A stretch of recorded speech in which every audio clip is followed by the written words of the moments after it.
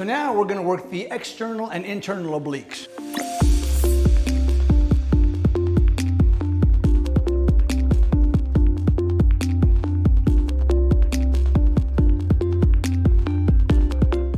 There's really two basic movements that these muscles produce. One is lateral bending of the torso and torso rotation. The first, lateral bending of the torso, is the primary oblique movement. That's what we're going to do here. The traditional, the typical, the common side bend is done while holding a dumbbell. The problem with that is that that dumbbell is being pulled straight down by gravity, and that direction of pull is parallel to your torso, so you're not applying a perpendicular resistance to the operating lever of the obliques.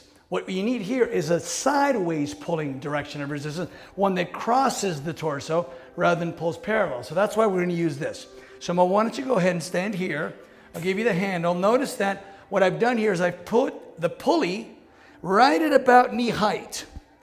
So now he's got a lateral direction of pull across the torso, and when he contracts this muscle right here, it's actually pulling perpendicularly on his torso, more so than would be the case if it was pulling straight down. Okay, go ahead and do a few reps. What I want you to notice is that he's actually contracting the muscle here by closing the space between the rib cage and the hip bone. That is the contraction of the muscle.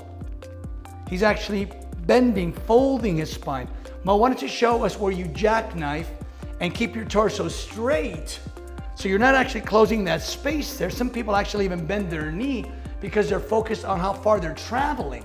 Doesn't matter how far you travel. What matters is that closing of the space.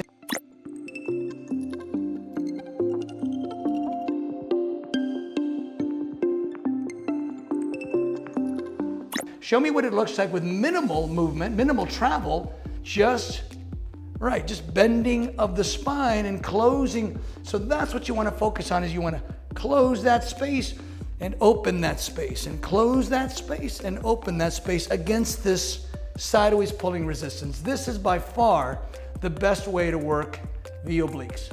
But I want you to notice something. I want you to notice that Mo is traveling a little more to the right than toward the left. In other words, he's traveling more toward the contraction than the elongation. And that's because we're working with the spine here. The spine can be relatively delicate.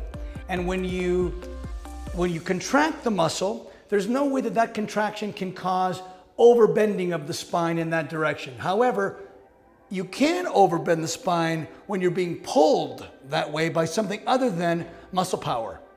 So that's why we want to make sure that when you're coming up, you stop right about there, contract, stop right about there, contract.